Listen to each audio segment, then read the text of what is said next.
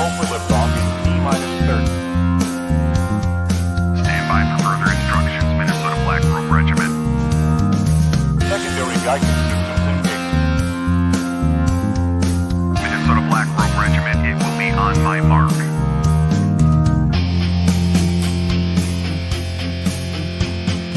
All systems are a go.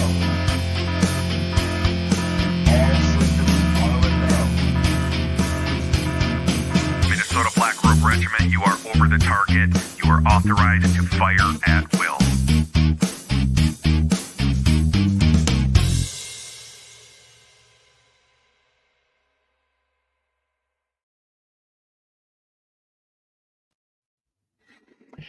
Hey, thanks for stopping by. It's TC and Friends Monday Night Musings.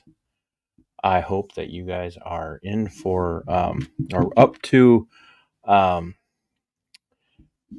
shall we say, full transparency and truth. But anyway, before we get too far into it, if you would share this out on social media, whatever your social media might be, Twix or Facebook or True Social, any of that. I hope that you will share this out. Let's make sure people can see that I am a product of transparency at the very consistently transparent, if you will, and I think we all need that, right?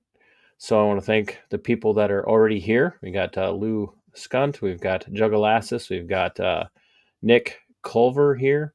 So we've got 2 moderators and a couple of channel members. So that's always encouraging when we can have that happen. So yeah, what do you know? I think here's what we're gonna do while we're killing some time. We're gonna share this out. How you guys, are you in for sharing this out with me? Are we down?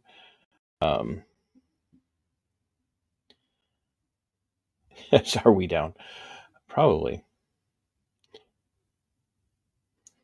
Yeah, I got some feedback on my video from Saturday about the former Wilmer police officer Flatten, who then became a Ojai County Sheriff's deputy, who wrecked a car and prior to that, a couple of years, just a little over 2 years ago, beat the brakes off of a guy. Along with the rest of a jump out crew, and how he's being sued, which ties in a little bit to the substance of this transparency. And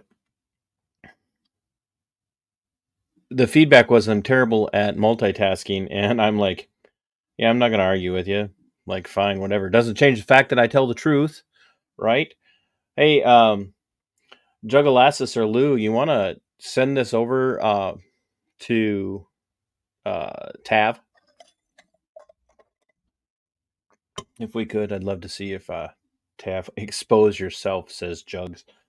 Oh boy, thanks, Jugs. That's terrible. No one wants that, and this is not the right platform for exposing oneself. Gosh, I bring this on myself. I let Jugalassis be a moderator. So hey, if this is your first time stopping by, make sure you are subscribed. If this is your one of your multiple visits here, make sure you're getting notifications. There's a little bell icon down there that you can hit. And if you're a frequent watcher and you come back because you either like to watch train wrecks of people who are terrible at multitasking, or you enjoy the content and want to help me keep it going, it's very easy to do. You can go down there where it says join, and you can pick a channel membership and support that way. Otherwise, you can do super chats. And tonight's a great night for super chats, especially for questions. So if you have any questions that you'd like to ask, or if you have anything you'd like to say or add in, that's what TC and Friends Monday Night Musings is all about. It is literally about you being able to share thoughts, ask questions, and normally I can see the chat, but super chats make it a lot easier to see, and it helps the channel out when you do that. So, as you were, right? And I'm sharing this out with a couple of others here real quick, and we're good. So yeah, join the channel memberships. I am looking for someone who's willing to juggle asses to take the wrench. I will remain the same. I know that's what I love about you, Jugs. That's why you're not going to lose your wrench. Well, I can't say ever. I don't. You could do something weird, like all of a sudden, become one of those anti-cop watch types. But yeah. Oh, where was I going with that? Oh, I'm looking for someone for show producer credits. So there's the top level of my community members comes with show producer credits, and you'll get a mention in every show and every video if you pick that level, and it would be much appreciated. So yeah, memberships definitely help. Super chats help. Shares help. Anything that's going to help get this up in the algorithm. Definitely hit the like button, and let's get into it now a little bit if you don't mind. So several years ago, um, when I was still working for the Olmsted County Sheriff's Office under the authority of Sheriff Kevin Torgerson and Chief Deputy Brian Howard, he was in charge of detention. He was the Chief Deputy of Detention Services. There was a situation where in Minnesota are you from? Says Teresa. Teresa wants to know. I'm from the southeast corner, about 30 miles south of the Rochester area. So thanks for asking, Teresa. So yeah, I worked for the Olmsted County Sheriff's Office here in Minnesota. It's Rochester, Minnesota area. It's the third largest metro area in the state, and I had occasion to meet I don't want to say gentleman, an individual. His name is Jordan Blevins. While I was a deputy inside of the detention center. And Mr. Blevins had a long and storied history of, should we say, violence. He liked his violence, and so that meant he was incarcerated, awaiting trial, or awaiting conviction, or awaiting sentencing, or whatever the case might be. And shortly before I left the employ well, not shortly before, boy, I can't remember exactly when the lawsuit was filed. November of 2018. So 2 years before the start of the particular, well, we call it the COOF on this channel. 2 years before the start of COOF, Mr. Blevins filed a civil lawsuit against myself and several others. And we'll be going over that lawsuit here, like I said, for the interest of full transparency. And there's a lot of backstory to it. And the reason that I decided to share it was twofold. One, because of the lawsuit that I mentioned in my show from Saturday, where I talked about Officer / Deputy Flatten from Kaneohe County, and the fact that he has recently been named in a lawsuit being filed by the Minnesota ACLU and one of Mr. Flatten, whatever, one of his victims, Mr. Becker. And the fact that Mr. Flatten left the Wilmer, Minnesota Police Department after an 18-year career to go to work for the Kaneohe County Sheriff's Office. Now, people do change agencies that they work for within the law enforcement world. I'm not saying that in and of itself that's indicative of a problem. But 18 years in a career with one particular agency, you're set up, like I said in the video on Saturday, to really be a part of leadership. You're going to, be setting up for a promotion to sergeant, promotion to lieutenant, captain, whatever the rank structure is of that particular agency. And you could even be bucking for an appointment to chief of police if you are going to stick around for a while. So it's not normal for someone with an 18-year career to up and leave and go someplace else and start over at the bottom of the food chain. That's just not normative. And so in exploring and digging into this accident that Mr. Flatten had, or Flatten, whatever, I figured out who he was, and I figured out this lawsuit. And I said, look, it's not uncommon for lawsuits to be filed frivolously. The problem with assuming that every lawsuit that's filed against somebody in the law enforcement world, assuming that all of those are frivolous, is that you're not looking at facts on hand. So in the case of this officer, this Flatten, the charges were dropped against his victim. These trumped up charges were dropped against his victim. And that was after a 6-month fight. And this gentleman was exonerated. He was, he didn't do anything wrong. And the prosecution realized that when he didn't cave after 6 months, they weren't going to be able to go anywhere with it. And so they opened up this scenario where this Flatten and the Wilmer Police Department were subject to a civil rights lawsuit. And what a lot of people don't understand is that if agencies want to fight civil rights lawsuits when there's a wrongful arrest or there's excessive use of force or whatnot, they will force these cases, even though there's evidence to show that the person who's being charged isn't guilty. They'll force these cases into trial and run this at a jury in hopes that the jury will see it their way and convict. Because once there's a conviction, it's really hard, really, really hard to get a civil rights lawsuit. And worse, if there's a conviction, it's hard to overcome qualified immunity. And we have to talk about qualified immunity here for a second. Very brief second. By the way, end qualified immunity for everyone in the public sector. Not just cops. Everyone in the public sector needs to lose qualified immunity. Hey, Barry from Indie News on the Streets. Thanks for stopping in. I appreciate it. Qualified immunity needs to go away because it applies to everybody in the public sector.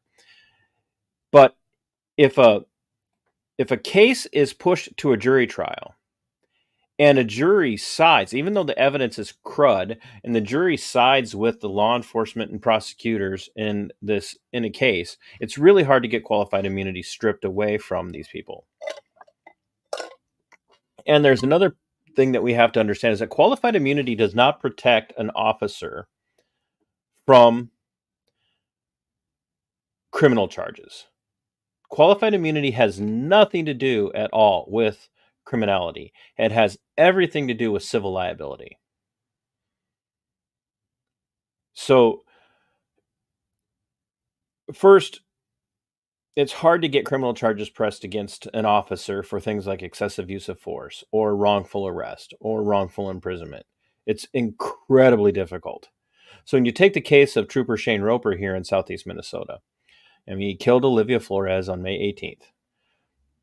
The fact that they're pressing charges and they're the criminal vehicular homicide. So he murdered the young lady. It's a terrible case. And if you want to know what happened, you just watch my reporting, my commentary, my editorializing on that, and you will see it. So the fact that they're pressing charges means they know they've got, for lack of better terminology, they got him dead to rights. In like this case with Flatten that I reported on Saturday, they opened themselves up to civil litigation, even though there's no criminal charges against Flatten for what he did or with the 3 other cops that were involved, because they knew they couldn't convict the victim. And so they drug it out as long as they could, dropped the charges, and now there's a civil case. And it's not uncommon for civil cases to take some time to reach, filing, because there's got to be, you've got to explore your evidence. You've got to see if there's a legitimate case. And if there is a legitimate case, oh, hey, thanks, Mariah. Thanks for stopping by. I hope that Mariah's local to me, and she's a powerful tool in the fight against criminal behavior on the part of law enforcement. Mariah, please share this out with your friends because I know they're going to want to watch this. So you may not be able to get a criminal conviction charge against an officer, but you can fight qualified immunity. And one of the ways to do that is get prosecutors to drop charges, right? So if you can get them to drop the charges, you're opening up better chance at a civil suit and better chance at removing qualified immunity. If you can remove qualified immunity, that means you can attach damages. You can actually go after the officer, both in their capacity as an officer and go after them in their capacity as a private individual, which subjects their personal property, their bank accounts, and all of that. It subjects that to civil damage loss. That the people, we have to understand that when we talk about qualified immunity, we have to stop listening to all of the wannabe experts. And I'm not an expert by any stretch of the imagination. I just know how this stuff works. Barry will back me up on this. We have to talk about qualified immunity in a way that's real, tangible, and factually accurate and objectively true. And qualified immunity only protects from civil litigation. And it doesn't even stop civil litigation. It just stops the person who's being sued for being sued in a private capacity. They're only going to be liable at a public capacity. And that means that whatever entity or agency they work for is on the hook for paying for any damages that come out of a settlement or in a jury judgment. Now, the reason that I bring all of this up is because I was named in a civil lawsuit. And the reason that I'm talking in particular about this civil lawsuit is because as I was covering the story of Trooper Shane Roper from the Minnesota State Patrol and his murder of Olivia Flores on May 18th, all of the bootlickers and haters in the region, people who hate me because of my coverage of the COOF mandates and all of that stuff, they began to try and discredit me by attacking my character. And, some of what they did was, aren't you that guy who got fired by the sheriff's office for being a psycho? It's not true. There was never any question about my ability to be fit for duty.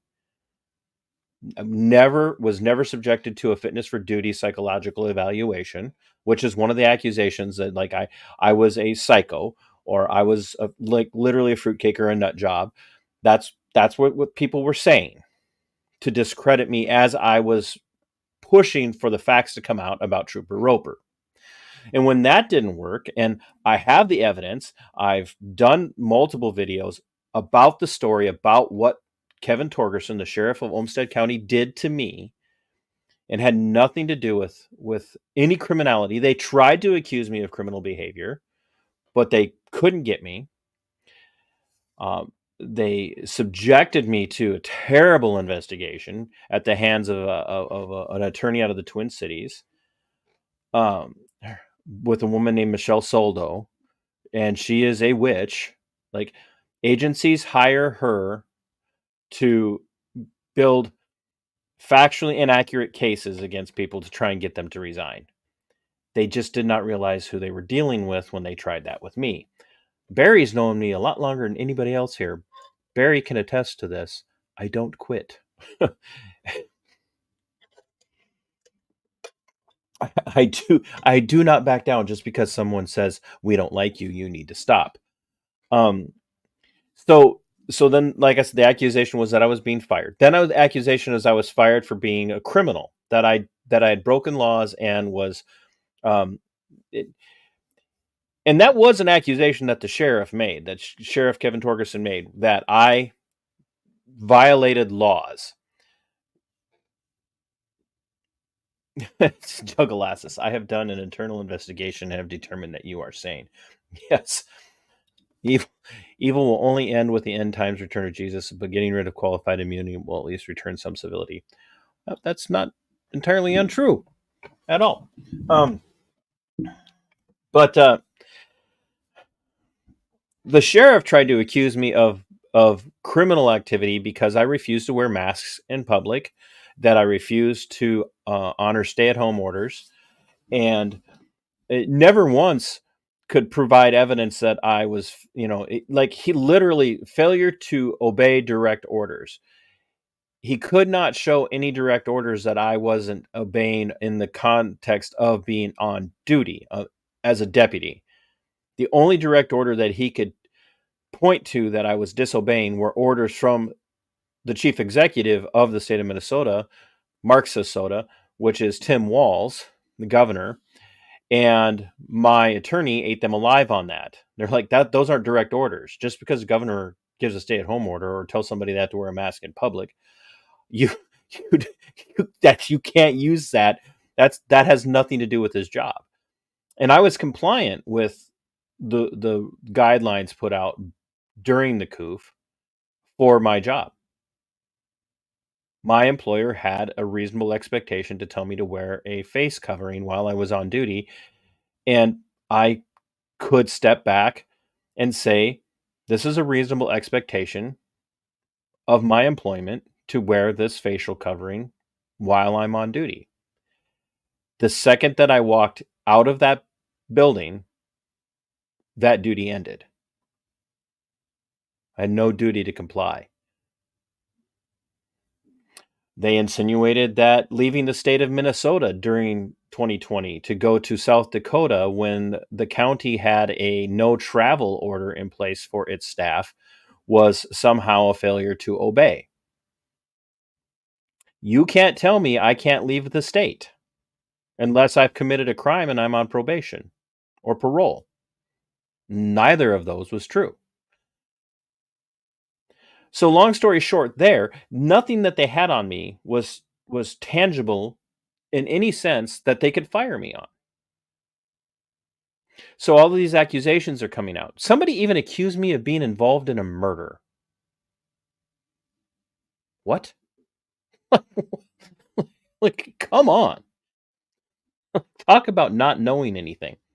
So the same person who accused me of being involved in a murder, it was telling me I was going to end up going to jail for murdering someone. I don't know who they thought I had murdered. They then brought up the lawsuit that I was named in. And they painted me out to be this terribly evil and wretched person because this lawsuit had come up. Now, before we go any further, we're going to take a look at Mr. Blevins and what he was charged with and why I had occasion to have contact with him at that time. So we're going to take a look here.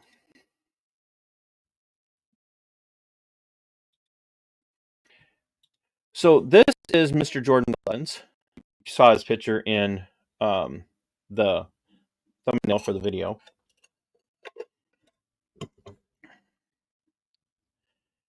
And this story is from KROC-AM from September 12th of 2018. A Rochester man is headed back to prison for his conviction on a felony charge stemming from his arrest in February after police responded to a report of a man threatening people with a shotgun in a downtown bar in Rochester.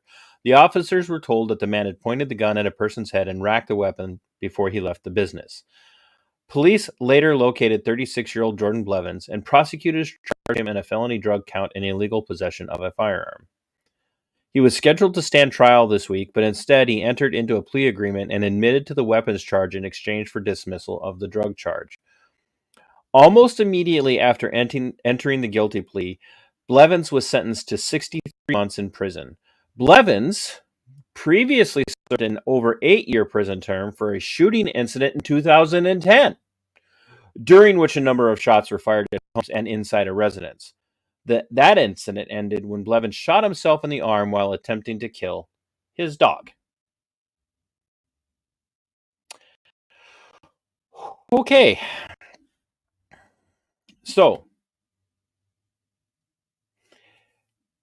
this is the man who filed suit against me and several others. Okay? Now, I will be the first to say that just because this man had previously shot up some homes and himself in an attempt to kill his dog, and then later went and threatened people with a firearm again, does not automatically mean that a lawsuit that he's filing is wrong. People can be criminals. People can be violent criminals. People can be scumbags. They can still have their civil rights violated. It happens all the time. We have all seen massive amounts of civil rights, constitutional right violations on the part of law enforcement, on the part of the state, directed at numerous individuals who do have storied criminal records.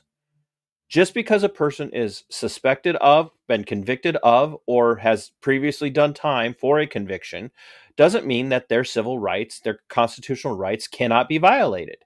We know that it happens. Now, here's the background after the criminal background on Mr. Blevins. Mr. Blevins was a non-compliant individual. He had a history of being a bully towards other detainees. He had a history of not following orders of staff. And as much as I am against or in favor of massive reform within the law enforcement career field to include that which takes place at the detention center levels and in the prisons, the entire criminal justice system, the law enforcement world needs reform. It needs massive constitutional reform. So as much as I'm an advocate for that, you have to understand that there are people who are rightly sitting in detention centers. Not everybody in a detention center deserves to be there. But there are people who do rightly sit in detention centers because they've been proven to not be trustable or trustworthy when it comes time for them to be released on bond or on probation. And so there has to be some place to help protect the citizenry from violent offenders. And Jordan Blevins is one of those people. He cannot be trusted. Now, I don't know where he's at today. Don't care. Don't give a damn, quite honestly. I mean, it's a 63-month sentence, so he's probably out of Minnesota correctional facilities by now. Barry says, a criminal is more likely to have his rights violated. Of course, that does not mean every accusation by them is valid. Exactly. So, Mr. Blevins at the time is not a person to have been trusted. He was violent. He was disruptive. He was resistant to lawful orders. He was resistant to the policies and procedures that are, as they were directed towards detainees in the Olmsted County Adult Detention Center. And he was also very disrespectful towards like medical staff. And so in one particular incident, and this is where the conflict between Mr. Blevins and I built up, in one particular incident, he was serving administrative segregation time. In other words, he was being disciplined for prior bad behavior in the facility. And he was summoned down. I was training a new hire deputy at the time. I was his FTO. And I was training, and therefore I was an observing role, and he was working alongside another deputy. And this other deputy and him were supervising Mr. Blevins as he was going down to the med car to interact with medical staff for his morning med pass. And during his morning med pass, he began to literally harass medical staff. And my trainee was correcting him, but it didn't go anywhere. Mr. Blevins was ignoring the trainee and the other deputy. And I was giving them instructions. I was telling them, you guys have got to end this. See, part of being inside of a detention center as a deputy is you have to have command and control of the situation. There's one, maybe two of you against any number of people who can at any time become incredibly violent. And that was definitely a potential issue with Mr. Blevins. Mr. Blevins, by his own admission, and there are videos out there, is an MMA fighter. He has a MMA record. He he has fought in the ring. So that's special knowledge. Like, this guy could be dangerous to people. And he was being incredibly rude and disrespectful and harassing medical staff, and he needed to be brought under control. He needed to take his meds and go back to his cell where he belonged. And he wasn't following commands. Eventually, I stepped in because the trainee was failing to do what he had been trained to do, and the deputy was working alongside is failing to do. And I gave them lots of time to de-escalate and to gain Mr. Blevins' compliance through verbal directions and interpersonal communication skills. He just wasn't complying. And then I started to give them directions. You need to deploy spray, referring to pepper spray. Pepper spray is a wonderful tool in a detention center. It will gain almost immediate compliance from detainees. It's non-invasive. It doesn't last forever. It doesn't have any potential for serious harm, but it gains compliance. And it hurts. I'm like, I would take a taser ride over pepper spray any day. They just didn't respond. They did not respond the way they were supposed to. And eventually I had to take control of the situation. So I deployed spray on Mr. Blevins. We got him into his assigned cell, and situation was resolved. Mr. Blevins was not happy. I didn't expect him to be happy. I don't do those things because I enjoy them, but I also don't do them to bring, joy to the person. I need compliance. I absolutely need compliance from individuals in these situations. It's like, I literally cannot. I mean, I can tell you every single time that I've had to do it, there was no joy in my life. I absolutely hated having to do that stuff. I much preferred working alongside detainees, helping them work through their frustrations and their angers. I used to tell my trainees every day, look, you're coming in here to work. And outside of like a tragic loss of a family member, outside of here, your day, no matter how bad it is going, you still have control and command of your life. Every one of these guys sitting in here, this is the potential to be the worst day of their life. And they could be dealing with stuff that they cannot fix because they're locked up.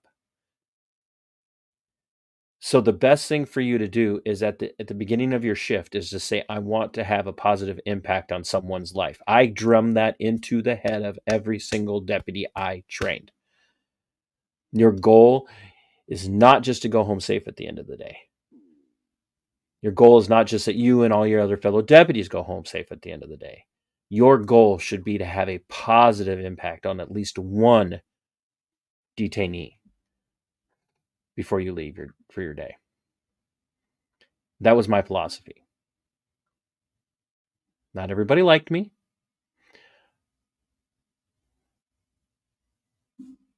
Yeah, and this is so true. The inmate's best day is likely worse than the officer's worst day. Exactly. And so that was my philosophy. I have people who are former detainees, who are now friends, who are viewers of my channel, of my content, will tell you they've heard me say that to them.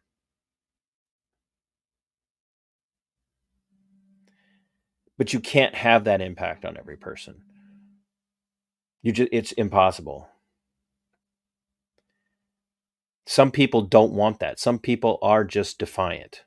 And when I say defiant, I don't mean like defiant, like stand up for liberty defiant like me.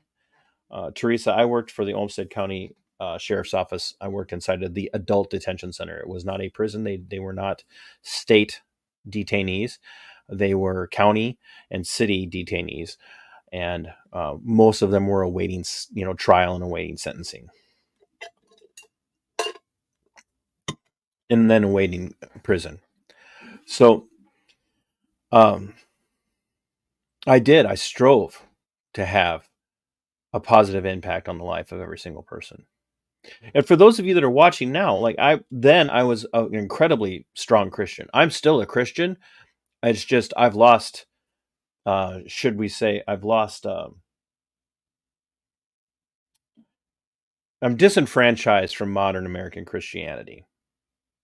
I watch 98% of the churches in the state of Minnesota comply with everything that the state told them they had to do during the COOF pandemic.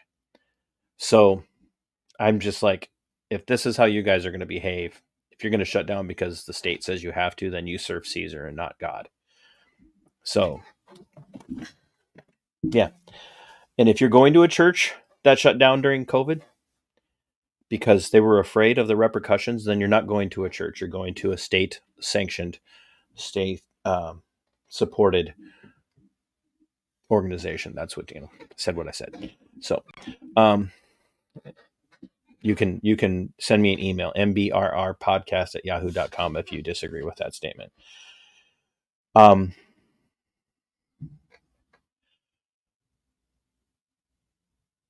Yeah, see, Barry said, cause me to find a different church. Yep. So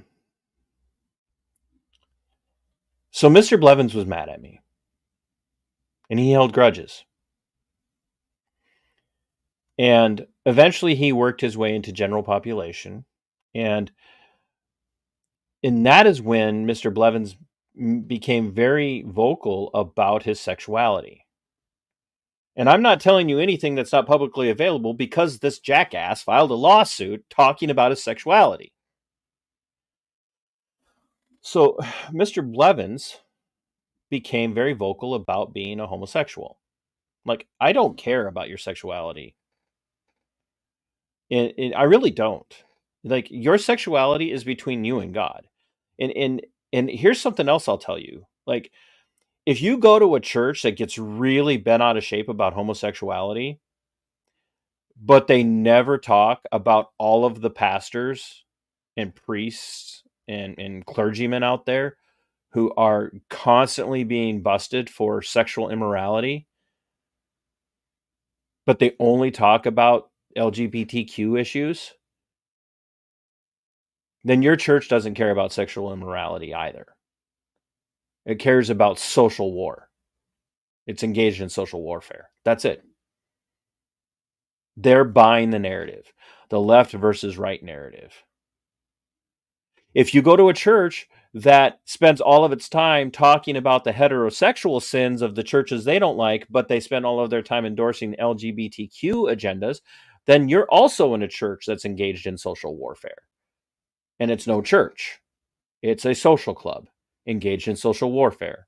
Just like the right-wing churches that spend all of their time talking about the LGBTQ and the problems with that, and they never talk about the other sexual sins, you're not in a church. You're in a social club that's engaged in social warfare. Period. There are so many other things for churches to be talking about. And that has always been my view. Even when I would go to pride events, when I was still doing street preaching, I did not single out people because of their sexuality. I talked about sin. Period. And I actually had hundreds of conversations with people in the pride community, if you would, who came up and said, thank you for not treating us the way such and such a church does. I have never once, ever looked at a person that I disagree with their life, where I might disagree with their lifestyle, and I really don't have an issue. I like the idea of disagreeing with someone's lifestyle is foreign to me because it's your lifestyle. I don't care. It doesn't impact me.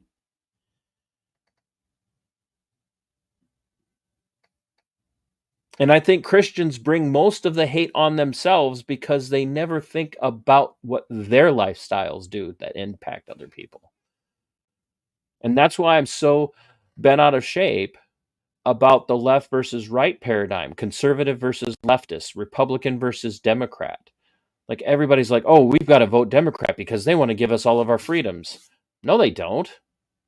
And Republicans, we've got to vote Republican because they're going to protect our liberties. No, they're not. They both want power so that they can control your lifestyle. That's what they want. It's just you might disagree with the right because you don't like the things that they want to control. You don't like them to control the things that you want them or don't want them to control. Or you might not like the left because you don't want to be controlled the way the left wants you to be controlled. And here's the deal. Democrats and Republicans both want to control you. They want to use the power of the state to make you live their idea of morality.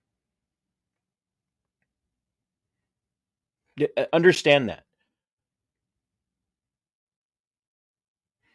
Left-wingers on the Democrat side and right-wingers on the Republican side all want to control you. They all want to control you. They all want to control how you live your life.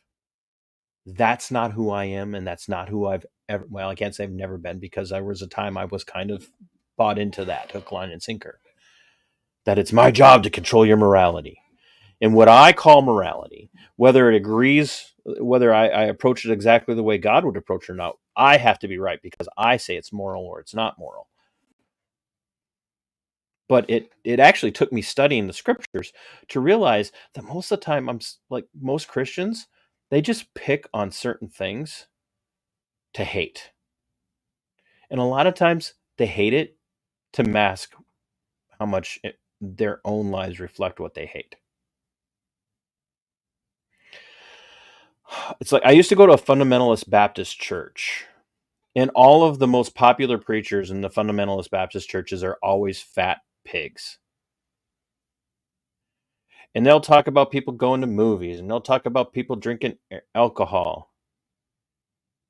Right? Like, oh, if you go to movies, you're a sinner. If you listen to modern music, if you listen to rock and roll, if you dance, if you play cards, if you do this, you're a sinner. You're a terrible person. If you're gay, you're a terrible person. If you had sex outside of marriage, you're a terrible person. If you have a baby out of wedlock, you're a terrible person. Oh, you're a terrible person. As you're sitting, as this fat pig is sitting at the buffet, at the Pizza Ranch buffet, or at the potluck. Oh, we can't call it a potluck in a fundamentalist Baptist church. Sitting there shoving food, plate after plate after plate after plate after plate after plate after plate of food into their mouth and eating like a glutton, ignoring the command.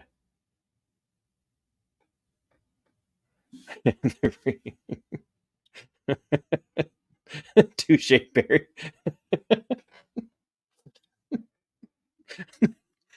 So you see these fundamentalist Baptist pastors, like fat asses, just fat and slovenly.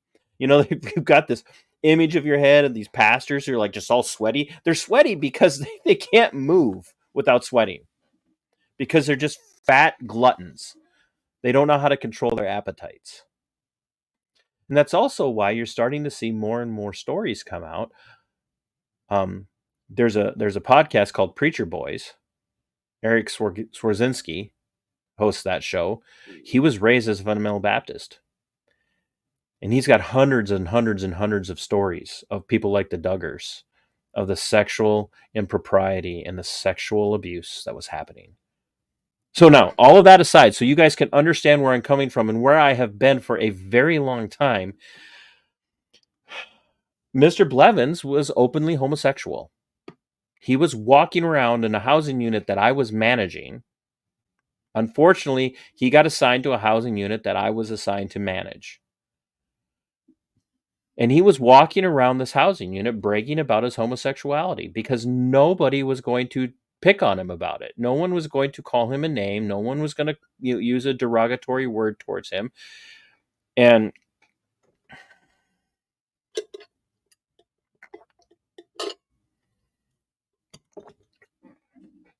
he was just bragging about it.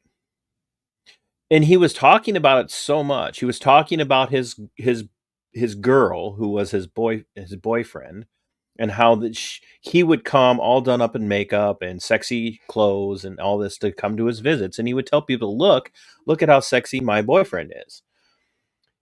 And he would use the term bitch. Look at my bitch. And people were coming up because they were getting really uncomfortable with it, and they didn't, not because they were judging him for his lifestyle, for his sexuality, but because they were concerned that it was going to turn into what is referred to as a PREA violation, Prison Rape Elimination Act violation. People were afraid he was going to victimize them. And do not for a minute think you have to be gay to get raped or be a rapist in prison. There is a reason why the phrase "gay for the stay" exists.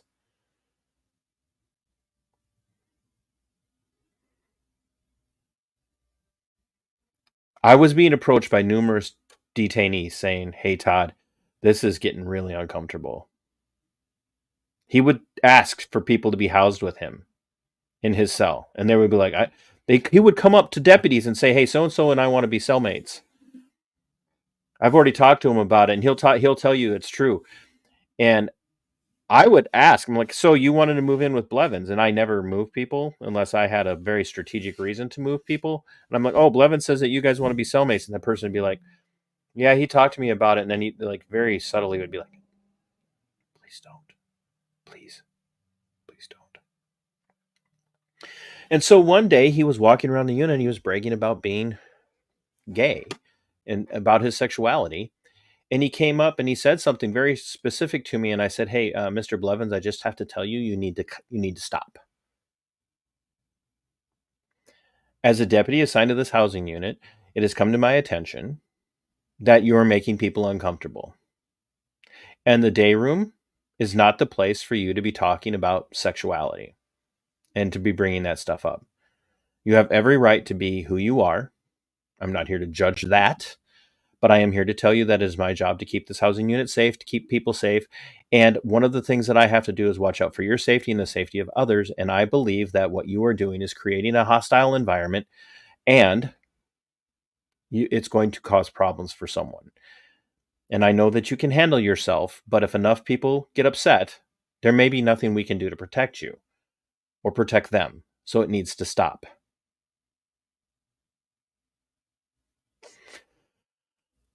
So I put that in as behavior correction screen. I passed it on in the shift brief, in my log, and during shift briefings.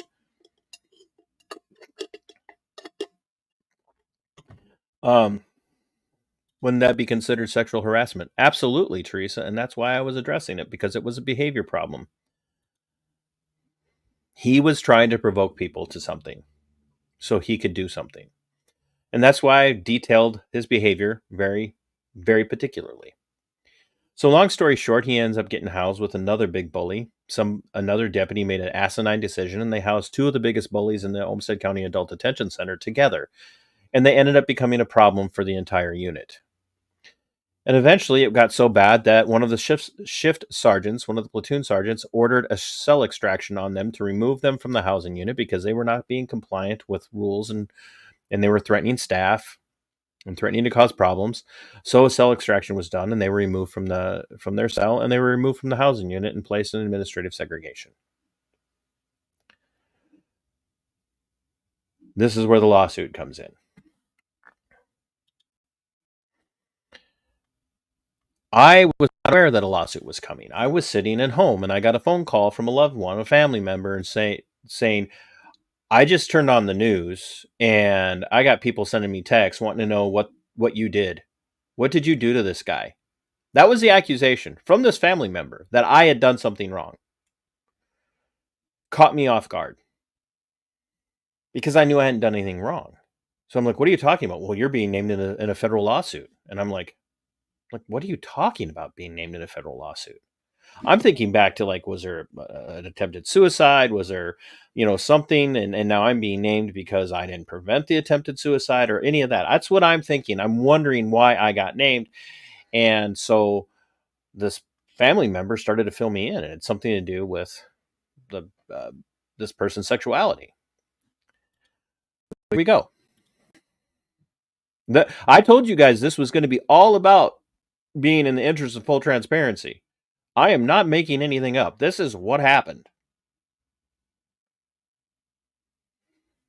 Nothing to hide because I didn't do anything wrong.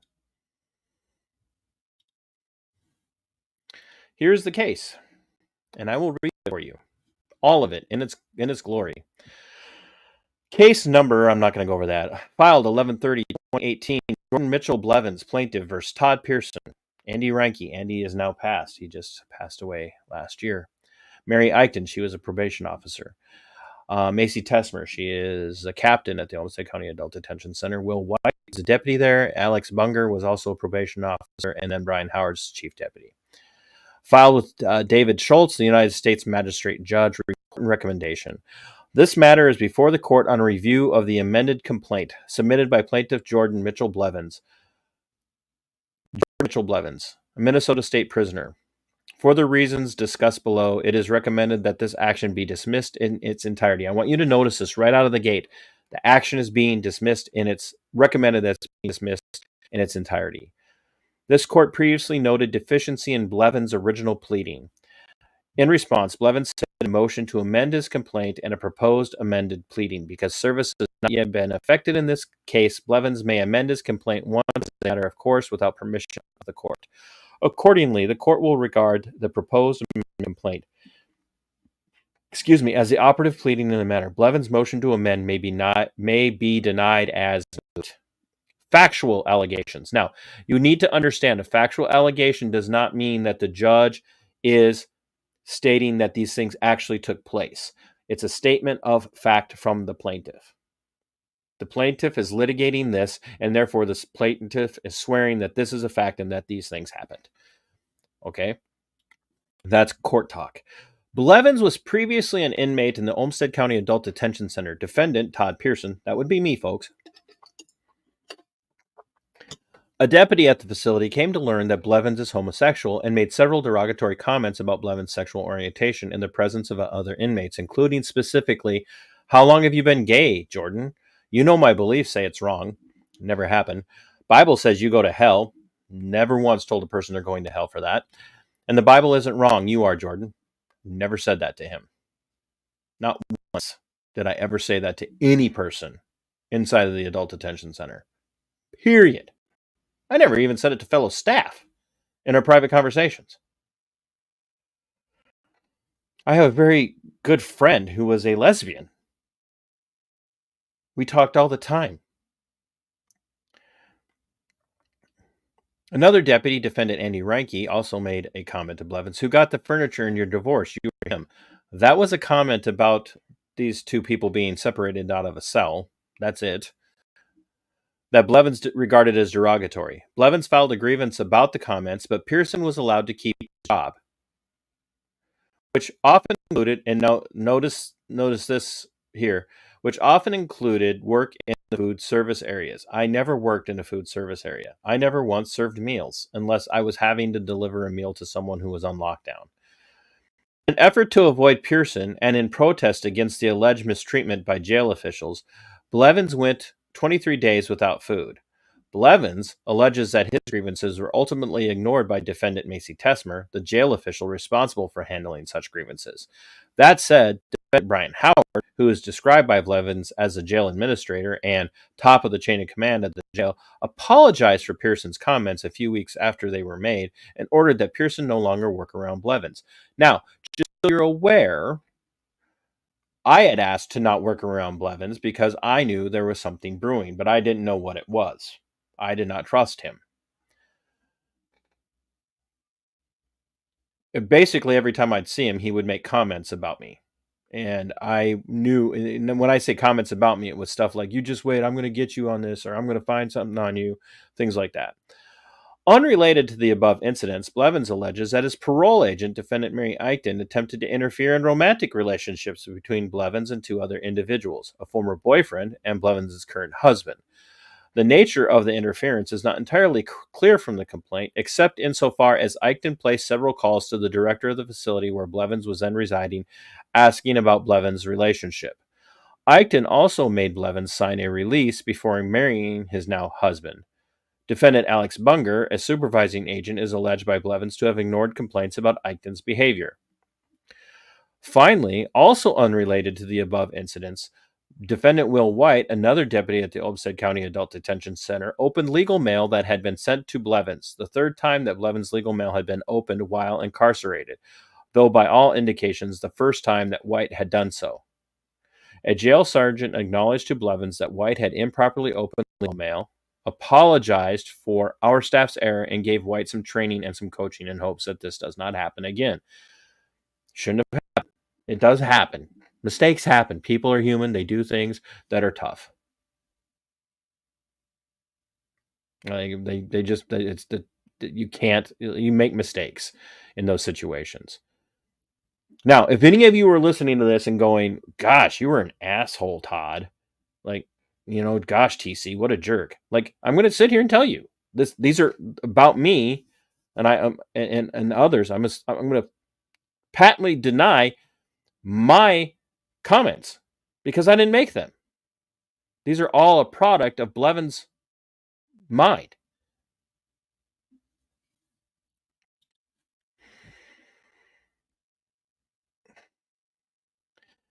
So, Blevins' claims can be grouped into three categories. Claims related to harassment while incarcerated at the Olmsted County Adult Center, claims related to alleged interference with romantic relationships by his parole officer, and claims related to his legal mail as an initial matter. As an initial matter, it is doubtful that all three sets of claims should have been brought in a single lawsuit. Like, this is how desperate he was for some sort of payout. Members may be joined in one action as defendants if any right to relief is asserted against them jointly, severally, or in the alternative with respect to or arising out of the same transaction, occurrence, or series of transactions or occurrences, and any question of law or fact common to all defendants will arise in the action. Several defendants are named in the amended complaint. 4 of the defendants, Pearson, Reinke, Tesmer, and Howard, relate to the first set of claims. The 5th and 6th defendants, Eicher and Bunger, relates to the second set of claims, and the 7th defendant, White, relates to the third set of claims. No question of law or fact is common among the 3 claims, and the series of transactions or occurrences related to each claim are entirely separable. In other words, Mr. Blevins found an attorney who was willing to chase this, and he wasn't even smart enough to figure out how to do this by doing 3 different claims. Multiple claims against a single party are fine, but claims A against defendant 1 should not be joined with unrelated claim B against defendant 2, and unrelated claims against different defendants belong in different suits.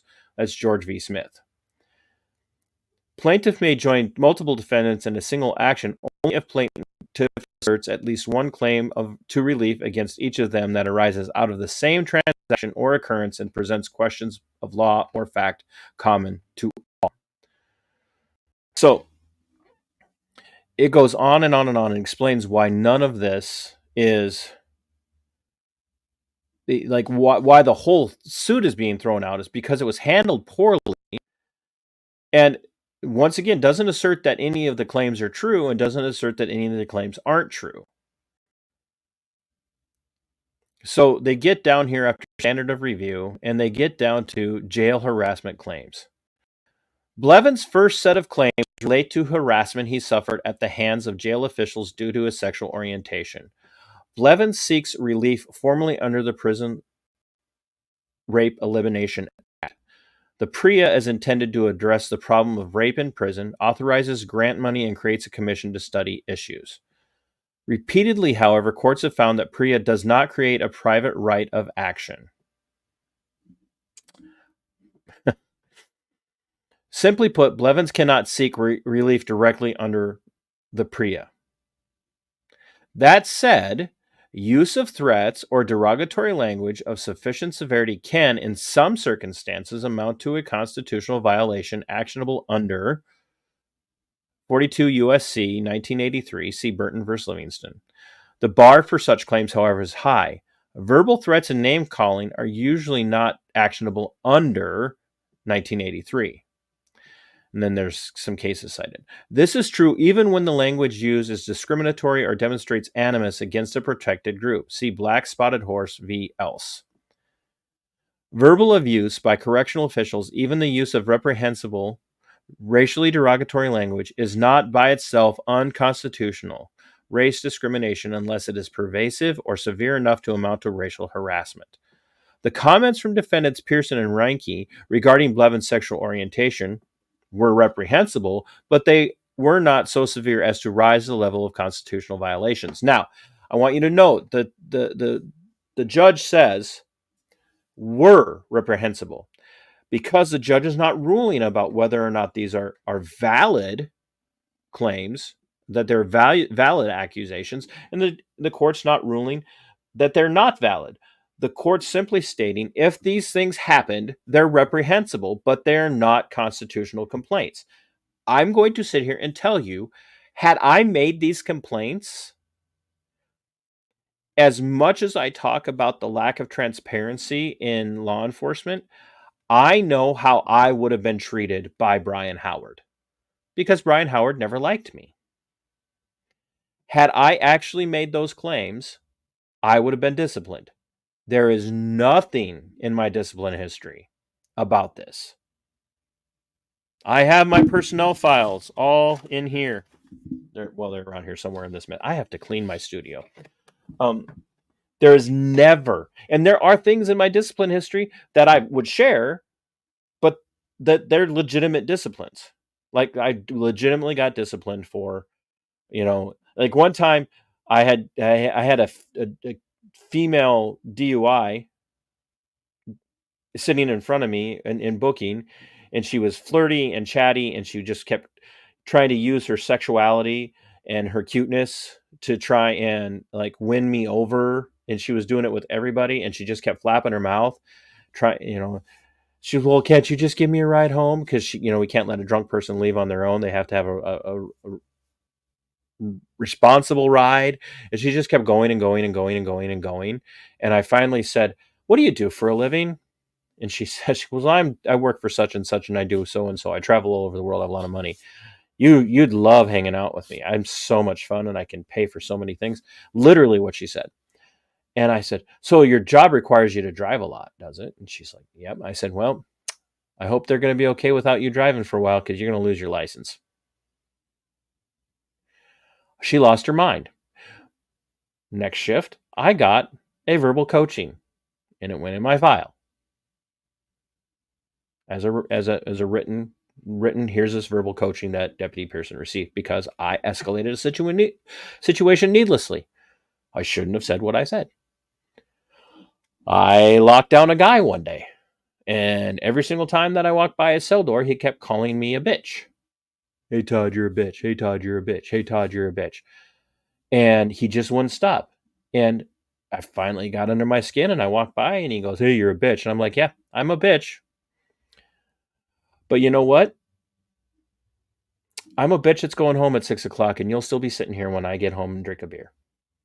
He got really upset, filed a grievance. I gave him the paper so he could file the grievance. I turned myself in. I got a verbal coaching for that.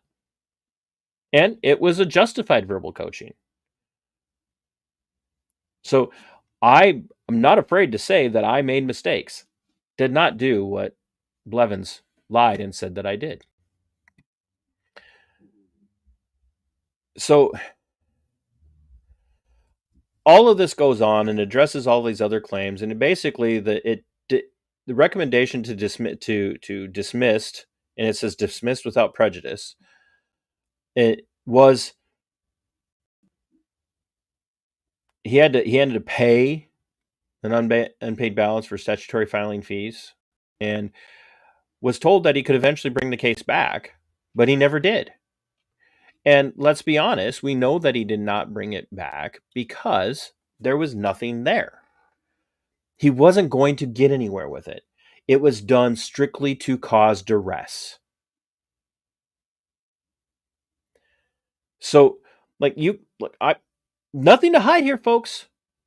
And just so you're aware, I hope that people will watch this video and try to take things out of context because this whole video is out there now. When I talk about the system, I'm intimately familiar with the system. I know how the system works. I know what things are done.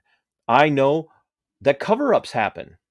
I know for a fact that cover-ups happen. I've told the story of Deputy Roth in 2019 used a taser on a detainee whose sole offense was laying on his bunk and refusing to leave the cell.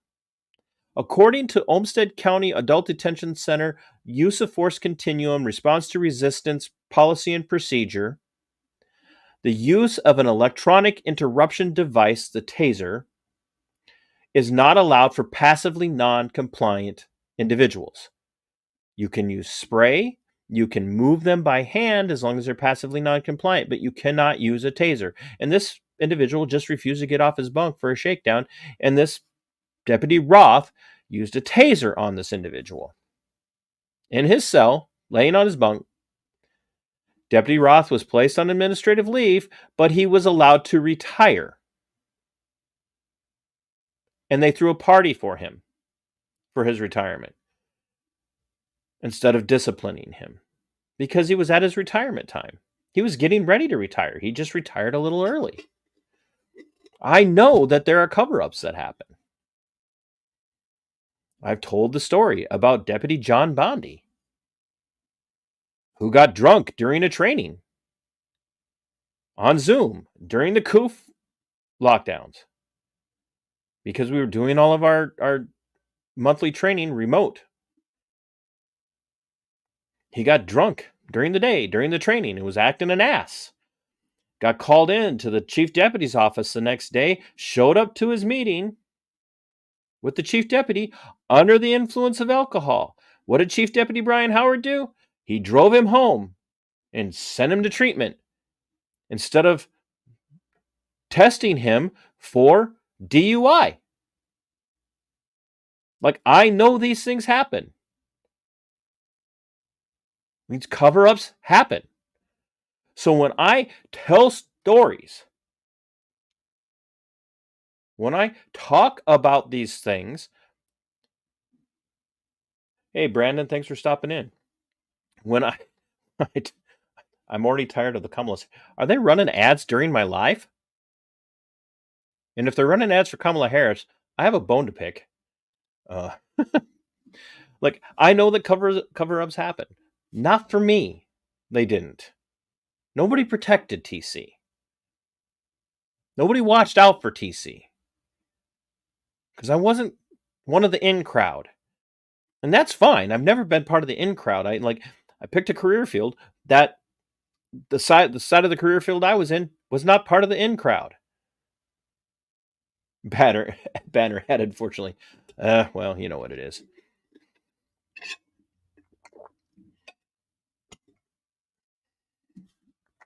Oh, sorry that you guys had to see Kamala Harris ads. I did not choose that. But hey, if it brings people in for truth, I'm good with that. I'm okay not being on the inside of a crowd.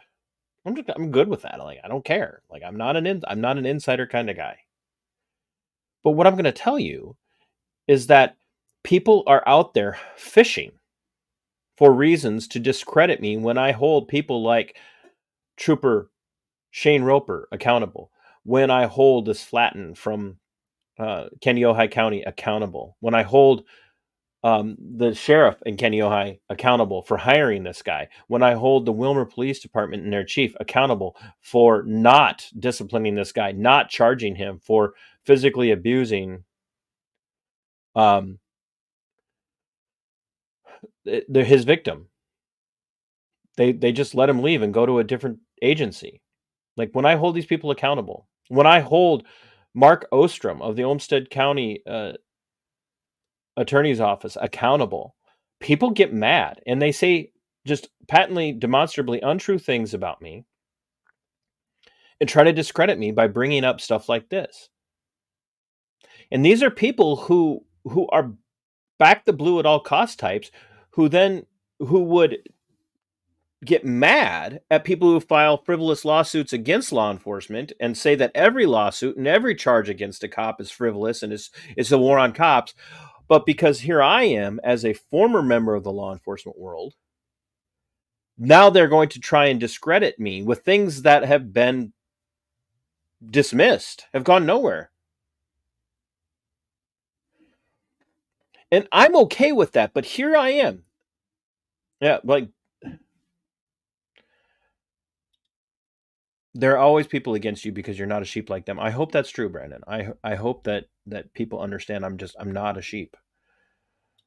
And Barry's right. Back to blue until it happens to you. And Brandon, back to blue until they faceplant you. Yeah, that's Carolina Fort Worth.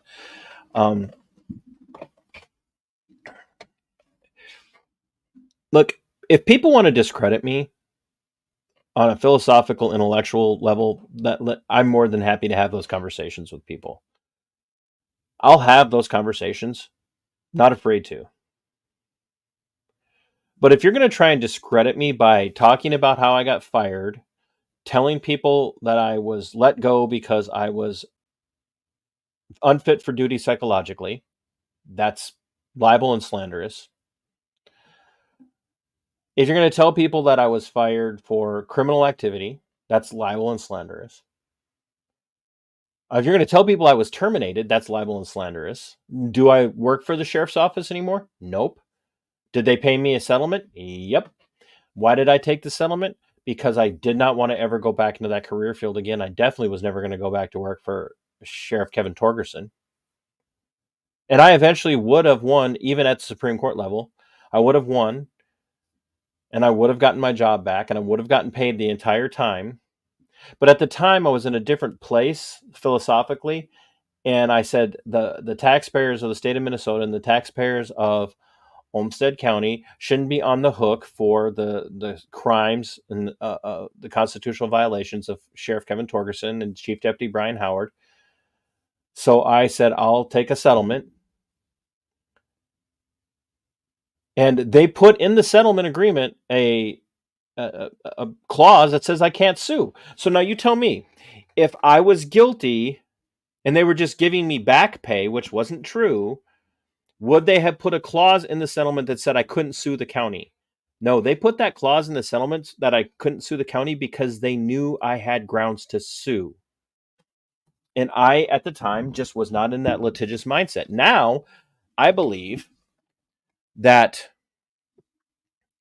more lawsuits should be filed. And I do believe that if a cop looks at you funny,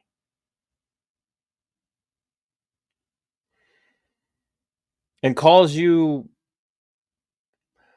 a name, I'm to the point where you should sue and make the taxpayers pay. If a cop detains you for 2 seconds over a reasonable amount of time on a traffic stop, you should sue. I'm just to that point. Because the only way any change is ever going to happen is if the taxpayers start to have to really realize that they're paying for it.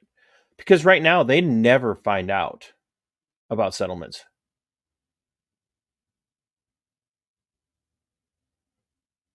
Very rarely do you ever see the taxpayers be made aware of settlements that are being paid out for the bad behavior of public servants. Rarely do you ever hear about it. And I would have gone on a stand in a civil trial, put my hand on the Bible, and swore before my God that those words never came out of my mouth. Never came out of my mouth.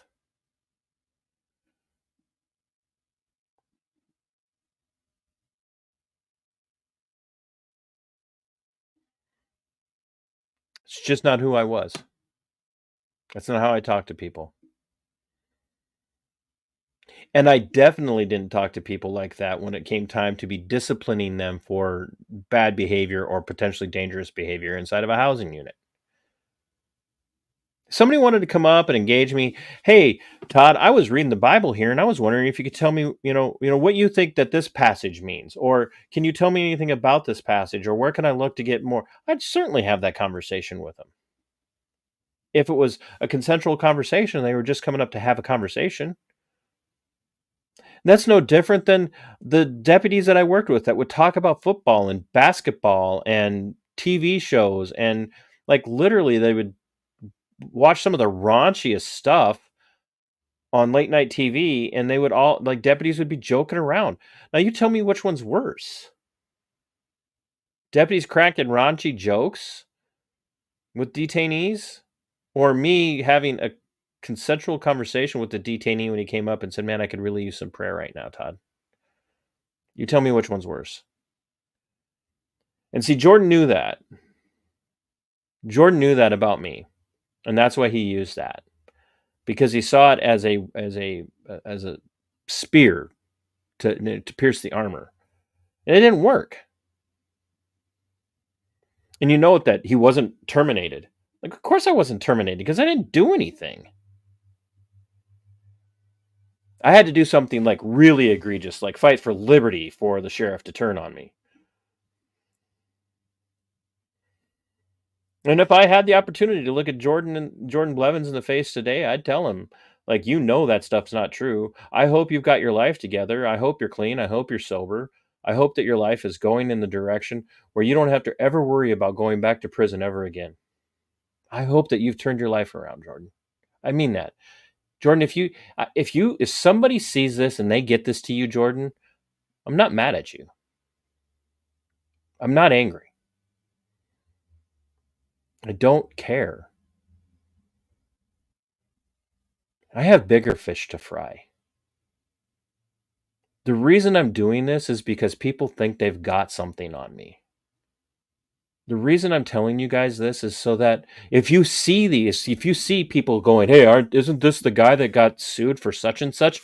You can come get the link to this video and go listen to him. And I know that most of you are not going to have opportunity to see anybody make those comments because a lot of that stuff's happening on Facebook and whatnot.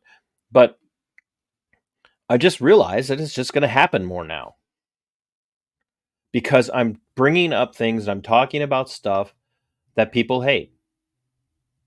The left hates me and the right hate me. And there are some reasonable people on the right and there's some reasonable people on the left.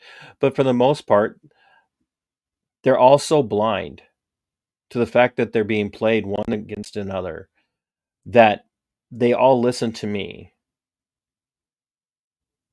And I speak out against everything that they stand for on both sides for the most part, which is identity politics.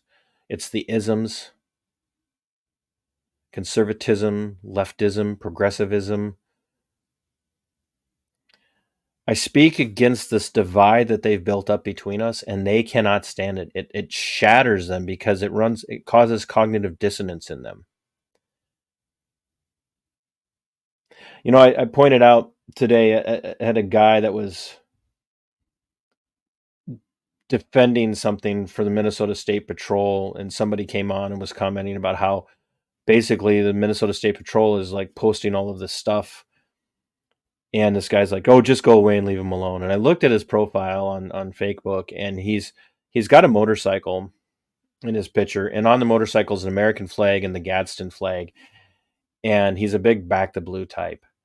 And I said, the irony here is almost too much to bear. It's almost funny that you're flying a Gadsden flag as you're talking about being a back the blue guy when the people who are going to come and tread on you are going to be the blue. That's cognitive dissonance, folks. When people don't know how to deal with the critiques that you're offering towards the people that they worship, instead of letting themselves steep in the information that they're receiving, mulling it over and letting it impact them and change them, they respond instead in fear to the cognitive dissonance that they're feeling when they're like, "Oh my gosh, this makes so much sense, but I can't wrap my mind around how to process this, how to be different in this processing. So I'm going to lash out at the thing that's causing the pain."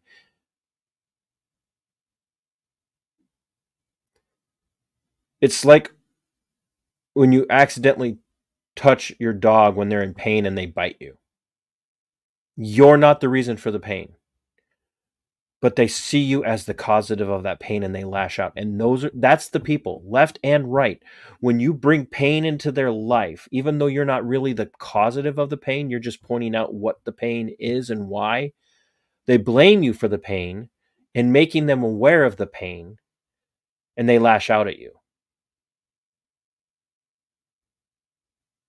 But don't let that discourage you.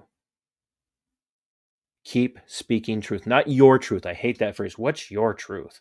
Like, no, like you don't get your own truth, but you keep speaking truth. Not truth to power. I hate that phrase too. Keep speaking truth. Because your job is not to make sure that it impacts every person and changes them. Your job is to speak the truth and let it land on its targets. And some targets will be destroyed. Some will be changed. And some will just go about their business. It's not your job to determine who's going to be changed by the truth you're speaking. It's your job to speak the truth. And don't hide from truth. Don't hide from reality. Embrace the insults, and when you can... Oh, hey, thanks for sharing that. City loses its liability insurance over too many patterns in action, negative patterns and actions. Good to hear that, actually. I like to hear that. Speak truth. Don't feel like you're responsible for controlling what happens with the truth. And when people try to discredit you, respond to it civilly. Don't hide from it. And if someone speaks truth to you and it causes you to take a step back and think about where you are philosophically, psychologically, politically, that's good. And if you can hear that, process it, and change or not change, or realize that you were right, but still have that conversation with that person and remain civil with them, you're the better person. So like I said, Jordan Blevins, if you're out there, I'm not mad at you. I really hope you got your life together. I hope you're happy. I hope you're successful. I hope you're making hundreds of thousands of dollars. I really do. I'm not sorry for any of the things I've ever said to you. I'm not sorry for doing my job and doing it well. But I'm not holding a grudge. I'm not going to go out of my way to look for you. I have nothing to apologize for. But I hope you're well.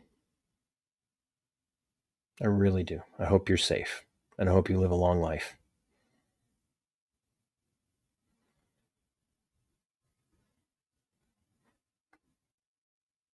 And you know what? I hope you find Christ.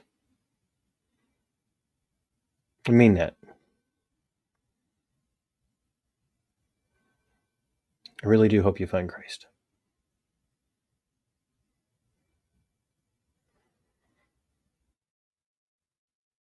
I hope that for a lot of people.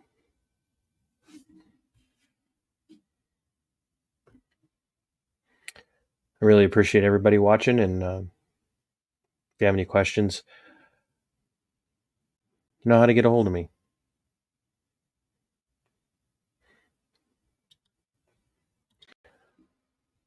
I'm going to go. Until next time, my friends. Sic Semper. Tyrannus. We are go for liftoff in T-30. Stand by for further instructions, Minnesota Black Robe Regiment. Secondary guidance systems engaged. Minnesota Black Robe Regiment, it will be on my mark.